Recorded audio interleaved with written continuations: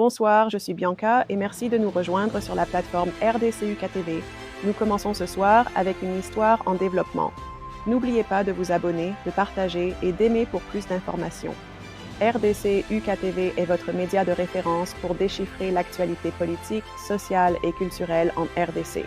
Avec des analyses approfondies, des enquêtes sur le terrain et des programmes captivants, nous vous informons pour sensibiliser. La société militaire privée controversée Blackwater est officiellement entrée en République démocratique du Congo, RDC, dans le cadre d'une opération visant à sécuriser les intérêts miniers. Des sources confirment que la première équipe a été déployée à Walikale, un territoire de la province du Nord-Kivu riche en minéraux, où elle a été chargée de protéger les opérations d'Alpha Mines, l'une des principales entreprises minières opérant dans la région. Parallèlement, une autre équipe de Blackwater a été positionnée près de Goma, la capitale provinciale, signalant une présence stratégique plus large dans une zone historiquement marquée par le conflit et la compétition pour les ressources naturelles. L'aéroport de Kisangani, situé dans la province de la Tshopo, a été désigné comme le principal point d'entrée pour le personnel et l'équipement de Blackwater lors de cette phase initiale de déploiement. Des rapports suggèrent que des vols transportant du matériel logistique, des véhicules blindés et des équipes de sécurité spécialisées ont déjà commencé à arriver discrètement sous autorisation spéciale. Qui est Blackwater? Walikale est l'une des zones minérales les plus riches de l'Est du Congo, contenant d'importants gisements de coltan, d'or, d'étain et de tungstène, des minéraux critiques utilisés mondialement dans l'électronique, l'aérospatiale et la défense. La sécurisation de ces sites miniers a longtemps été une source de tension entre les groupes armés locaux, les multinationales et même les États voisins. Goma, quant à elle, sert de centre logistique et administratif majeur pour les opérations minières et les efforts humanitaires à travers le Nord Kivu et le Sud Kivu. Sa proximité avec le Rwanda et son histoire volatile en font un nœud critique pour quiconque cherche à contrôler les ressources naturelles de la région. Conséquences potentielles et risques.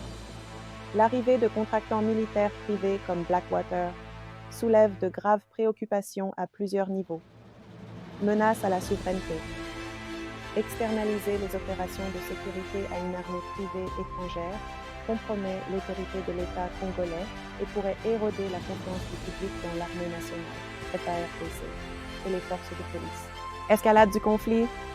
Des entrepreneurs armés opérant aux côtés ou contre des milices locales, des groupes rebelles comme le M23 ou des groupes de défense communautaire comme les Wazalendo pourraient entraîner de nouveaux cycles de violence. Préoccupations relatives aux droits de l'homme. Étant donné le bilan controversé de Blackwater en matière de droits de l'homme, il existe des craintes d'éventuels abus ou d'un manque de responsabilité pour tout incident violent impliquant des civils. Implications économiques. Sécuriser les intérêts miniers par le biais d'entrepreneurs étrangers pourrait renforcer la perception que la richesse du Congo profite à des acteurs extérieurs au détriment des communautés locales, alimentant le ressentiment et l'instabilité. Que faire ensuite? Les groupes diplomatiques et de la société civile tirent déjà la sonnette d'alarme concernant le déploiement. Certains exigent une plus grande transparence de la part du gouvernement congolais concernant les accords signés avec des sociétés de sécurité privées, tandis que d'autres avertissent que cela pourrait établir un précédent dangereux pour d'autres régions riches en ressources publiques. Alors que plusieurs processus diplomatiques, Luanda, Nairobi, Doha, Washington, sont en cours pour tenter de restaurer la paix dans l'est du Congo, la militarisation des zones minières par des forces étrangères risque de compliquer les négociations et de déstabiliser les alliances fragiles. Tous les regards sont désormais tournés vers la manière dont le gouvernement congolais, ses partenaires régionaux et la communauté internationale réagiront à cette évolution. Et si le déploiement de Blackwater apportera la sécurité ou enflammera de nouveaux incendies dans une région déjà marquée par des décennies de conflits. Fondé en 1997 par l'ancien SEAL de la marine américaine Eric Prince, Blackwater a acquis une notoriété pendant la guerre en Irak pour son implication dans des opérations militaires et de sécurité controversées, notamment le massacre de Nisour Square à Bagdad en 2007, où des contractants de Blackwater ont tué 17 civils irakiens. Suite au scandale, l'entreprise a été rebaptisée plusieurs fois, en tant que Xiem Service puis Academy, mais son héritage reste profondément associé au travail de mercenaires privés. Aujourd'hui, sous différentes structures corporatives, des entités liées à Blackwater sont toujours actives dans le monde entier, fournissant une protection armée, des services de renseignement et des formations aux gouvernements et aux entreprises privées, souvent dans des zones de conflit. Importance stratégique de Walikale et Goma. L'ONU a récemment lié Eric Prince, le fondateur de Blackwater, à un marché de mercenaires douteux dans le Nord Kivu, déchiré par la guerre, en République démocratique du Congo. Le marché présumé, ainsi que d'autres similaires, présente de grands risques pour la région. Eric Prince, le fondateur de Blackwater, est apparu dans un nouveau rapport de l'ONU sur les violations des sanctions, cette fois en République démocratique du Congo, RDC. Le groupe d'experts de l'ONU, chargé de surveiller l'embargo sur les armes dans le pays, a affirmé disposer de preuves selon lesquelles Prince aurait tenté de négocier un accord pour déployer 2500 mercenaires latino-américains dans la région Nord Kivu, déchirée par la guerre et riche en minéraux. Le groupe a présenté ses conclusions dans son rapport le plus récent de décembre 2023, mais elles semblent avoir reçu peu d'attention. Les allégations interviennent dans un contexte de dégradation de la situation dans la région, une explosion de combats qui pourrait dégénérer en guerre entre la RDC et le Rwanda, le retrait imminent d'une mission de maintien de la paix de l'ONU en difficulté et un tourbillon d'activités de mercenaires et d'intérêts étrangers. Parce que Prince est citoyen américain, l'accord présumé devrait susciter des inquiétudes parmi les autorités américaines concernant les risques de corruption et de trafic d'armes, surtout que Prince pourrait avoir agi au nom de gouvernements étrangers. Cela rappelle également à quel point la communauté internationale doit encore faire des progrès pour mettre sous contrôle les entreprises militaires et de sécurité privée, PMSC. Le contexte. Le Nord Kivu abrite un nœud gordien de conflits par procuration, d'économie illicite et de mauvaise gouvernance. Le conflit y dure depuis près de 3 décennies, avec des racines beaucoup plus profondes, et a causé une violence étonnante qui ne reçoit pas suffisamment d'attention. La région est riche en ressources naturelles, mais éloignée et sous-développée. Elle partage des frontières poreuses avec le Rwanda, l'Ouganda, la Tanzanie et le Burundi, tous impliqués d'une manière ou d'une autre dans le Nord Kivu et la RDC. C'est un carrefour pour les populations déplacées, les réseaux de trafic et les groupes armés. Plusieurs développements récents méritent d'être mentionnés.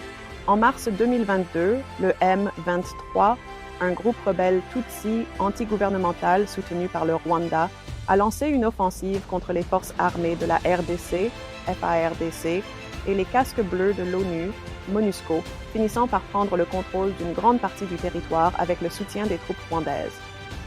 Le soutien, pas si secret, du Rwanda a considérablement accru le risque de conflit ouvert entre les deux pays.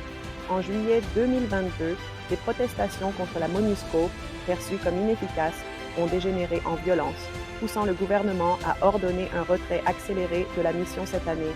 Et en décembre 2022, l'ONU a assoupli son embargo sur les armes de 2 décennies en supprimant l'obligation de notification pour les gouvernements étrangers approvisionnant la RDC. Cette décision a été motivée par les protestations de la RDC qui estimaient que la procédure de notification entravait leur lutte contre les rebelles. Entrée Eric. L'accord qu'il aurait négocié à la mi-2023 aurait prévu le déploiement de 2500 contracteurs militaires privés originaires de Colombie, du Mexique et d'Argentine dans le Nord Kivu. Leur mission serait de A. Arrêter l'avance du M23 et B. Sécuriser les zones minières. L'accord aurait apparemment découlé d'un accord bilatéral entre la RDC et les Émirats arabes unis, auquel nous reviendrons plus tard. 3 Sud-Africains avaient exploré la région en mars, avril et en juillet. Le premier lot de 250 contracteurs était déjà arrivé avec du matériel dans une base exploitée par Congo Protection, dont nous parlerons également.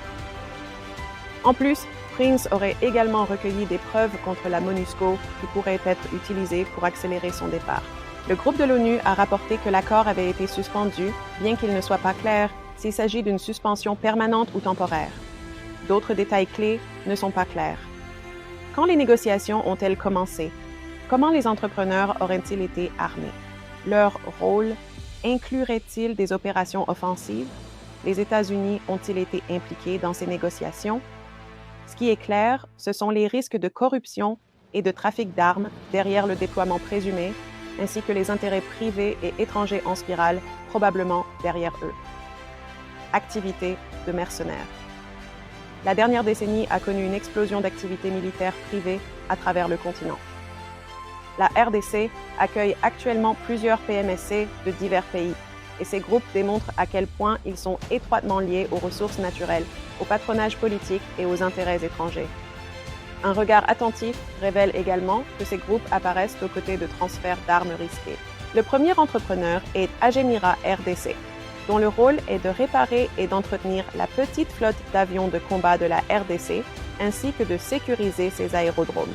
Il emploierait apparemment des Bulgares, des Géorgiens et des Biélorusses. La société a été fondée par le ressortissant français Olivier Bazin, qui serait impliqué dans un réseau ayant tenté de faire passer clandestinement des armes en Côte d'Ivoire en échange de pétrole lors des derniers jours du régime Gbagbo. Bien qu'Agemira soit détenue par des Français, elle est enregistrée en Bulgarie en raison de ses réglementations laxistes et opaques sur l'exportation d'armes. Il est à noter que des commandants des FARDC auraient apparemment équipé ces milices proxy dans le Nord Kivu avec des mitrailleuses bulgares MGM, une apparemment neuve, en octobre 2023, en violation flagrante de l'embargo sur les armes de l'ONU. Puis il y a Congo Protection. Le rôle de cette entreprise est ostensiblement de fournir une formation au combat et un soutien aux troupes FARDC, bien que l'ONU note que son personnel s'engageait fréquemment dans des combats contre les rebelles M23. L'entreprise exploite un camp d'entraînement où les contractants de Prince devaient déployer. Africa Report a décrit Congo Protection comme une société écran où Bazin aurait une influence selon ses sources. Bazin nie cela. Africa Intelligence a indiqué que l'entreprise appartient au chef du parti politique du premier ministre congolais. Congo Protection est clairement opaque, sans jeu de mots, mais si ces allégations sont vraies, cela représente un risque majeur de corruption. Bien qu'elle soit auparavant inconnue et n'ayant aucun profil public, l'entreprise a manifestement obtenu des contrats importants et sensibles de sécurité d'État. Le fait que le gouvernement ne contracte pas directement avec les PMSC, mais travaille plutôt par l'intermédiaire de Congo Protection, est très discutable. S'il est contrôlé par des élites politiques, il pourrait probablement toucher une part des contrats du FARDC avant que le travail lui-même ne soit sous-traité à de véritables PMSC. Bien que Congo Protection puisse être une société écran, la formation militaire et le soutien qu'elle fournit nominalement sont apparemment assurés par son sous-traitant, une entreprise roumaine appelée Asociația Ralf. Ralf a été fondée par Horaciu Potra, un vétéran roumain de la Légion étrangère française, avec une vaste expérience en contrat en Afrique. La société aurait déployé 900 contractants en RDC en tant que formateurs et conseillers. Le groupe de l'ONU a documenté plusieurs cas où ces contractants, sous Congo Protection, auraient directement combattu contre les rebelles M23 et fourni un soutien logistique aux milices proxy de la FARDC, en les transportant vers des points clés sur le champ de bataille. Bien que ces PMSC aient été mises en évidence dans des rapports de l'ONU, il est évident qu'il en existe d'autres actives.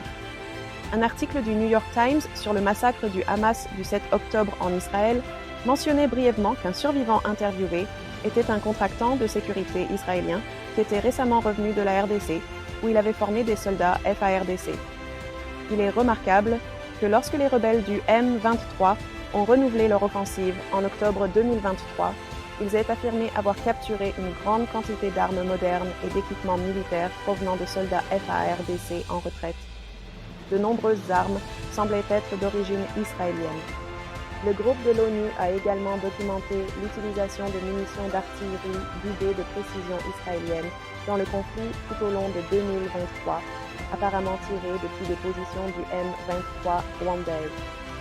Intérêts étrangers. Au-delà de leur rôle de sécurité déclarée, les PMSC peuvent être des vecteurs efficaces pour faciliter la corruption ou le transfert illicite d'armes, en particulier dans des environnements où la gouvernance et la supervision du secteur de la défense sont faibles. Cependant, elles travaillent souvent, mais pas toujours, au nom d'un gouvernement étranger cherchant à dissimuler sa main. Il est important de souligner qu'à cet égard, Erik Prince a des liens clairs et directs avec deux acteurs géopolitiques clés en RDC, les Émirats arabes unis et la Chine.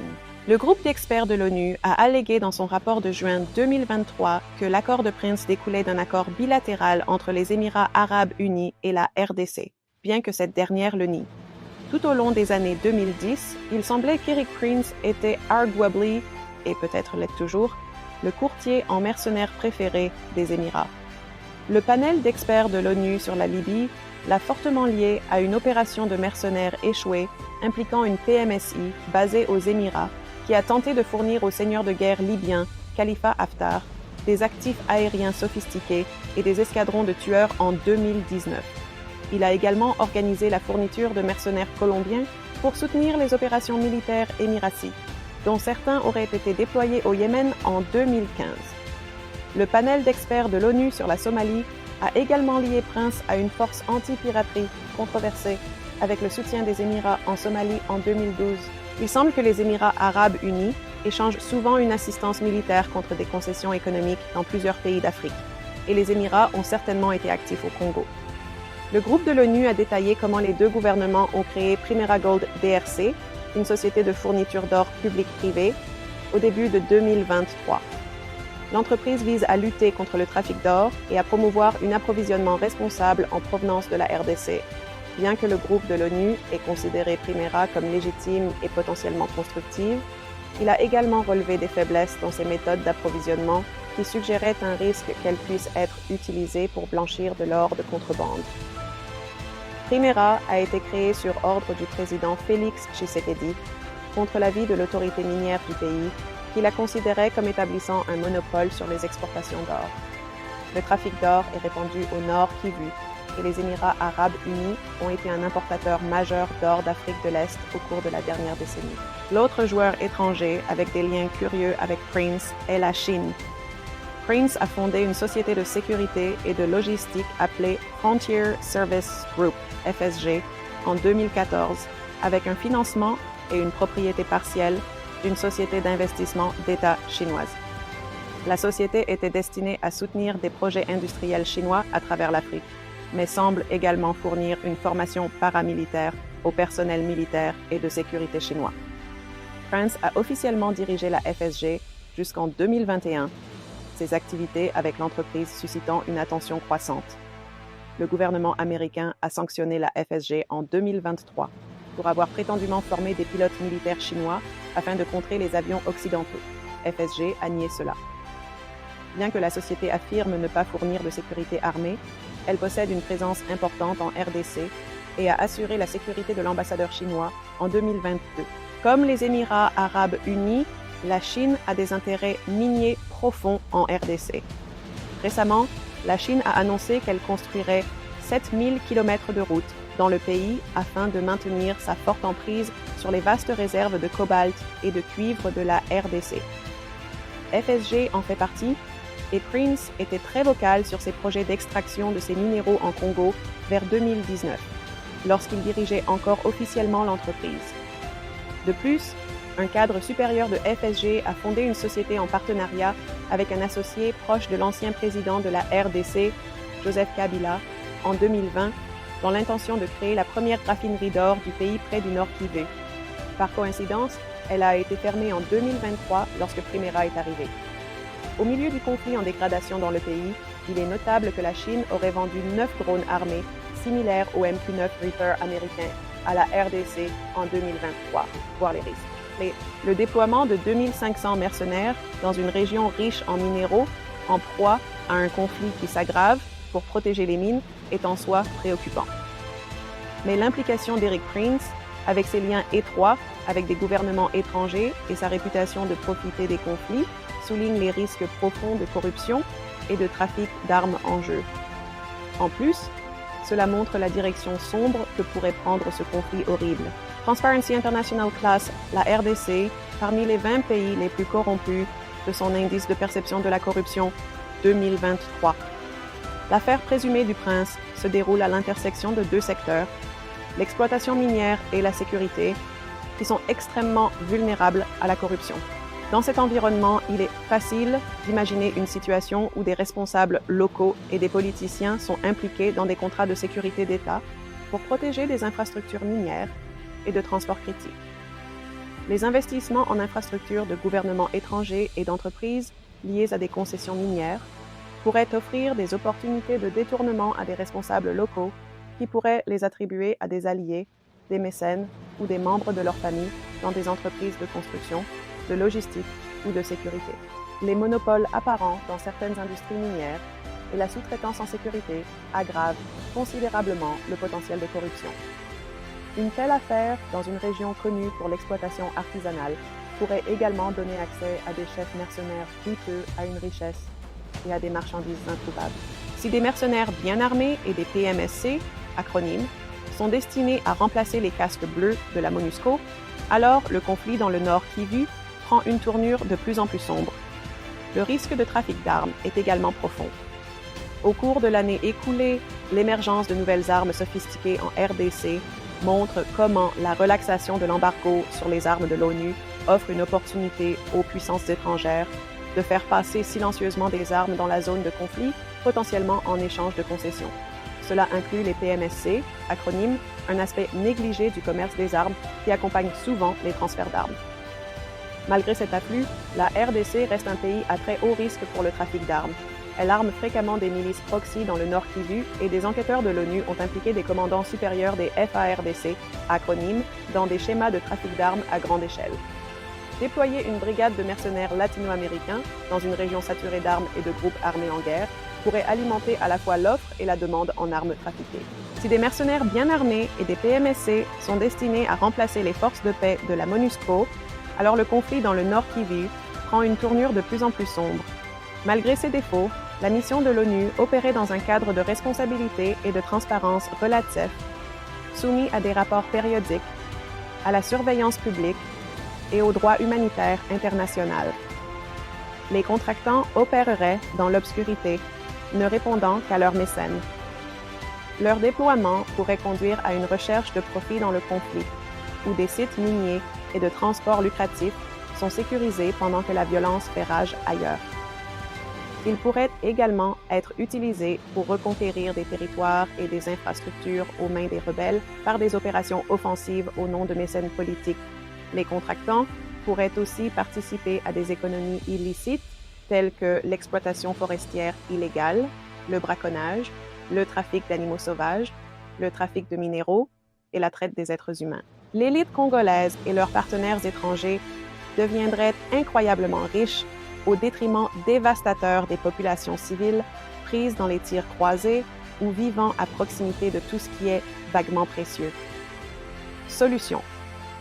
L'affaire présumée du prince met en évidence la nécessité d'une action des autorités américaines et de la communauté internationale. Si les allégations du groupe de l'ONU sont vraies, Prince, un citoyen américain, aurait probablement agi en tant qu'intermédiaire pour des services de défense qui sont régulés par les lois américaines sur l'exportation d'armes. Les services de défense incluent des services militaires ouverts, fournis à des acteurs étrangers, comme la formation militaire, l'exploitation ou la maintenance de systèmes d'armes, ou le conseil au commandant. Cependant, cela exclut la fourniture de sécurité armée. Malgré cette distinction, il est très probable que d'autres entrepreneurs, fournissant à la fois des services militaires et de sécurité en RDC, participent ou facilitent directement des opérations de combat offensives, ce qui suggère que les services de sécurité pourraient facilement et fluidement devenir des services militaires ou de défense par nature.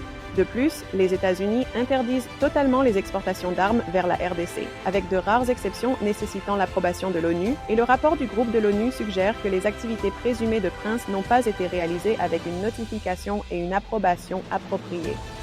Les autorités américaines en matière d'exportation devraient examiner si les risques évidents posés par les services que Prince aurait prétendument négociés enfreignent ces lois.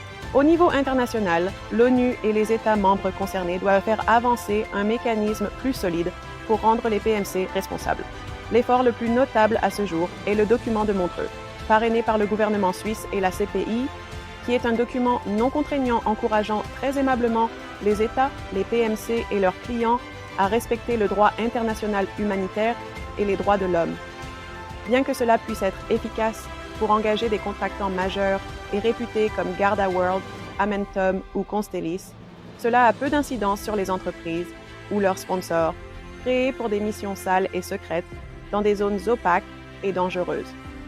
Séparément, et en possible tension avec l'effort de Montreux, le Conseil des droits de l'homme de l'ONU pousse pour un accord international plus contraignant sur les PMC via un groupe de travail intergouvernemental. Bien que cet effort puisse avoir un impact plus significatif pour garantir que les PMC soient tenus responsables en matière de droits humains, il en est encore à ses débuts et il y aura beaucoup de retardements à mesure que le cadre provisoire évolue.